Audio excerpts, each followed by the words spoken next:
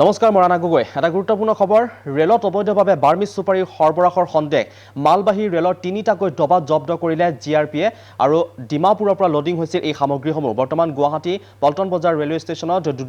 দুদিনে আছে জব্দ কৰা তিনিটাকৈ ডবা আৰু জব্দকৃত ডবা কেইটা হৈছে ER12845 আৰু আনটো ডবা হৈছে CR08831 আনহাতে আন এটা ডবা হৈছে CR10826 আৰু এই সন্দৰ্ভত আমাক সবিশেষ জনাব আমাৰ সাংবাদিক বিটু বনে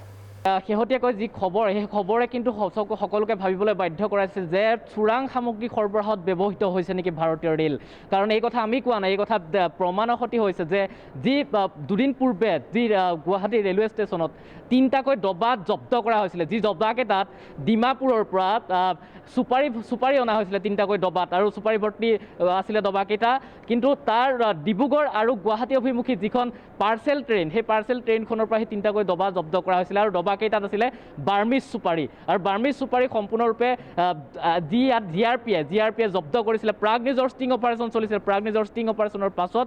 জিআৰপিয়ে সেই তিনিটাকৈ ডবা জব্দ কৰিছিলে আৰু তিনিটা ডবা বৰ্তমান চিল কৰি গুৱাহাটী ৰেলৱে ষ্টেচনৰ 5 নম্বৰ প্লেটফৰ্মত ৰখা হৈছিলে কিন্তু বৰ্তমান গুৱাহাটী ৰেলৱে ষ্টেচনৰ 5 নম্বৰ প্লেটফৰ্মত সেই ডবাকেইটা নাই বৰ্তমান আছুতীয়াকৈ জিআৰপিৰ তত্বাৱধানত ৰখা হৈছে কাৰণ বৰ্তমানলৈকে কোনো ধৰণৰ নথিপত্ৰ লাভ কৰা নাই বৰ্তমানলৈকে কোনো ধৰণৰ অনুমতি লাভ কৰা নাই ৰেল বিভাগৰ তৰফৰ পৰা কোনো ধৰণৰ অনুমতি দিয়া নাই ডবাকেইটা খুলিবৰ কাৰণে কাৰণ ডবাকেইটা চিল কৰা ডবাকেইটা খুলিবলৈ হ'লে অনুমতি লাগিব ৰেল বিভাগৰ যি অনুমতি বৰ্তমানলৈকে জিআৰপিক ৰেল বিভাগে দিয়া নাই যাৰ কাৰণে ডবাকেইটা খুলিব পৰা নাই কিন্তু প্ৰশ্ন উদয় হৈছে প্ৰশ্ন কৰিব লাগিব যে এই বিষয়টোত কেনেবাকৈ ৰেলৰ কোনো শীৰ্ষ বিষয়া জড়িত আছে নেকি কাৰণ যদিহে জড়িত নাথাকিলেহেঁতেন ডিমাপুৰৰ পৰা গুৱাহাটীলৈকে কেনেধৰণৰ ডবাকেইটাত সেই বাৰ্মিজ চুপাৰী কঢ়িয়াই আনিবলৈ পালে আৰু গুৱাহাটীৰ পৰা যি ডিমাপুৰৰ পৰা গুৱাহাটী পালে সেই গুৱাহাটীলৈকে যদি ৰেলৰ কোনো শীৰ্ষ বিষয়া জড়িত নাথাকে তেনেহ'লে সেই ডবাকেইটাত কেনেকৈ বাৰ্মিজ চুপাৰী আনিব পালে সেই প্ৰশ্ন উঠৈছে আৰু প্ৰশ্ন কৰিব লাগিব সন্দেহৰ আৱৰ্তত যি প্ৰাগ নিজৰ ষ্টিং অপাৰেশ্যন চলাইছে প্ৰাগ নিজৰ ষ্টিং অপাৰেশ্যন ধৰা পৰিছে আৰু কেইদিনমান পূৰ্বে মোৰ লগত ভিডিঅ' জাৰ্নেলিষ্ট কংকন আছে কংকনে দেখাব কেইদিনমান পূৰ্বেও ৰেলত যি ডবাত পৰা বাৰ্মিজ চুপাৰী চিল কৰা হৈছিল আৰু এতিয়াও জিআৰপিৰ সন্মুখতেই গোটেই বস্তা সোপা থৈ দিয়া হৈছে বাৰ্মিজ চুপাৰীৰ যি বৰ্তমানলৈকে কেছ ৰুজু হৈছে কিন্তু তাৰো কোনো ধৰণৰ তথ্য নাই গতিকে আমি ক'ব পাৰোঁ যে সেয়াও চোৰাং অবৈধ বাৰ্মিজ চুপাৰী যদি এইদৰে হৈছে যে বাৰ্মিজ চুপাৰী সৰবৰাহত চোৰাং সামগ্ৰী সৰবৰাহত শেহতীয়াকৈ ভাৰতীয় ৰেল জড়িত হৈ পৰিছে নেকি ভাৰতীয় ৰেল বিভাগক ব্যৱহাৰ কৰা হৈছে নেকি কাৰণ এই প্ৰশ্ন উদয় হৈছে কাৰণ ডিমাপুৰৰ পৰা আহি পেলাই গুৱাহাটী পালেহি কিন্তু কোনো ধৰণৰ যদি ৰেলৱে বিভাগৰ শীৰ্ষ বিষয়া জড়িত নাথাকে বা ৰেলৱে আৰক্ষীৰ জড়িত নাথাকে তেনেহ'লে এই বিষয়টো কেতিয়াও সম্ভৱ নহ'লেহেঁতেন কাৰণ বৰ্তমান প্ৰাগ নিজৰ ষ্টিং অপাৰেশ্যনৰ পাছত যেতিয়া তিনিটাকৈ ডবা বাৰ্মিজ চুপাৰী ভৰ্তি তিনিটাকৈ ডবা চিল কৰা হৈছে তাৰ পাছত এই প্ৰশ্নটো হৈছে আৰু বৰ্তমানো কিন্তু জিআৰপিক সেই তিনিটাকৈ ডবা খুলিবলৈ অনুমতি দিয়া হোৱা নাই সেইটোৱে আটাইতকৈ চাঞ্চল্যকৰ খবৰ যে 3 দিন ধৰি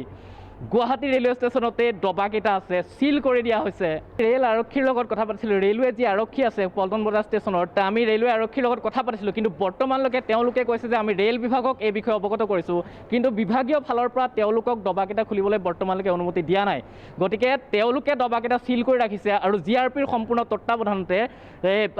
ডবাকেইটা ৰখা হৈছে কিন্তু আটাইতকৈ বিষয়টো হৈছে আমি আকৌ দেখুৱাব বিচাৰিছোঁ সেই ভিজুৱেলখিনি কিছুদিন পূৰ্বেও ইয়াত বাৰ্মিজ চুপাৰী জব্দ কৰা হৈছিলে গতিকে যি পল্টন বজাৰ ৰেলৱে ষ্টেচনত সোণৰ পৰা আদি কৰি বিভিন্ন ধৰণৰ সামগ্ৰী অবৈধ সামগ্ৰী জব্দ হৈ আহিছে তাৰপিছত এইবাৰ বাৰ্মিজ চুপাৰী যি তিনিটাকৈ ডবা ER12845 CR08831 আৰু CR10826 এই তিনিটাকৈ ডবা জব্দ কৰা হৈছে সেই ডবাকেইটা জব্দ কৰা গোটেই ডবাকেইটাত বাৰ্মিজ চুপাৰী ভৰ্তি হৈ আছে ডিমাপুৰৰ পৰা